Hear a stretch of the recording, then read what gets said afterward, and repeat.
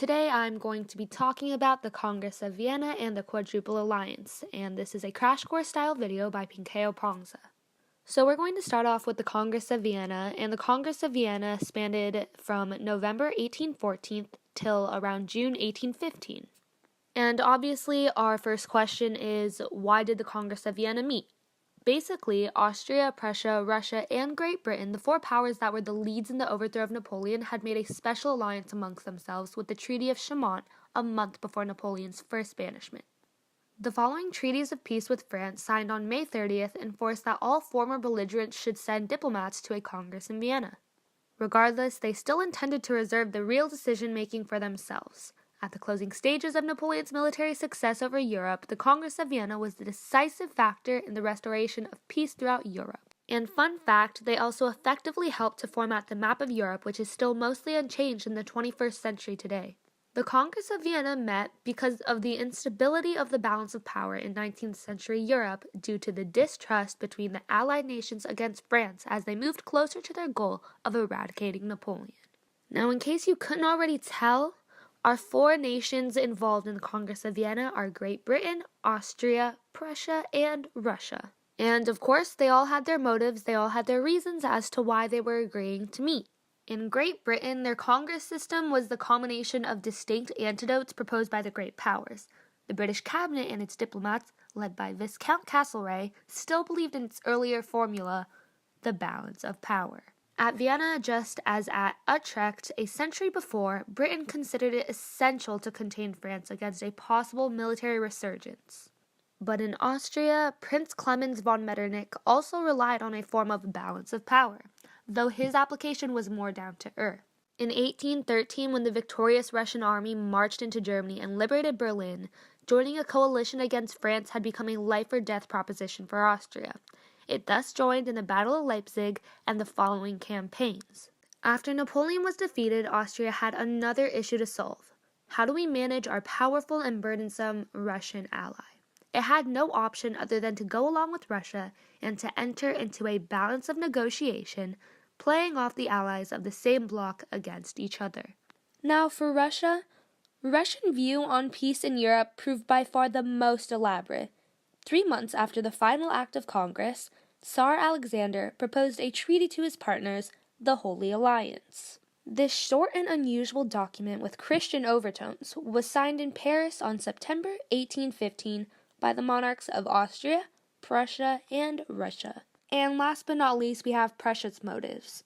Basically, Prussia wanted to regain their eastern lost territories that were temporarily given to Poland under the power of Warsaw by Napoleon. Prussia was the major combatant in defeating Napoleon with the Battle of the Nations of 1813 and the final Battle of Waterloo. Their success in maintaining German independence from France increased German nationalism within the German Confederation. During the Congress of Vienna, Prussia wanted to annex the whole of Saxony, as Saxony was allied to Napoleon. Austria and the other German states felt threatened due to the new Prussian territories and military expansion along the Rhine River in order to prevent another French expansion. Austria was the president of the German Confederation, but her vast eastern territories were not part of the Confederation and populated by non-Germans. At the actual meeting of the Congress of Vienna was in effect the most high-profile gathering of European representatives to date up until the 19th century. France's sudden fall from their militarily dominant position in Europe caused the calling of the Congress of Vienna in 1814, as Napoleon's Grand Army was defeated when he waged war in Russia. Due to France's sudden decline in military power, Napoleon really struggled to rebuild his non-existent Grand Army, and Napoleon's attempt to do so was in vain. The four nations then took this opportunity to wage war on France. The four discussed the main territorial problems informally amongst themselves. So this resulted in the 9 men who in the 9 months from September to June redrew the map of Europe, were diplomats of old school, but they recognized that the boundaries and governments of 1789 could not be restored without modification or compromise. The long years of war and unrest that had convulsed Europe during the era of the French Revolution and Napoleon were followed by even longer years of stability and tranquility. And real quickly, that brings us to the Quadruple Alliance, formed in 1813, treaty signed November 20th, 1815. So, the Quadruple Alliance, consisting of Prussia, Russia, Great Britain, and Austria, first formed during the final phase of the Napoleonic Wars.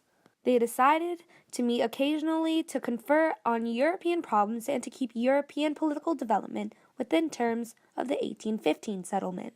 The treaty just basically renewed the use of the Congress system, which advanced Europe's international relations at the time. And more or less, it was basically a continuation of the Treaty of Chaumont, which we talked about earlier in this video.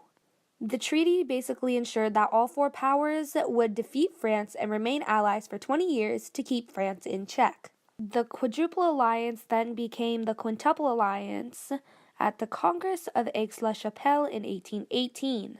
But initially, the European peace settlement concluded at the Congress of Vienna in 1815. And that's it for this video. Thank you for watching. Sorry I sound like I'm dying. The end.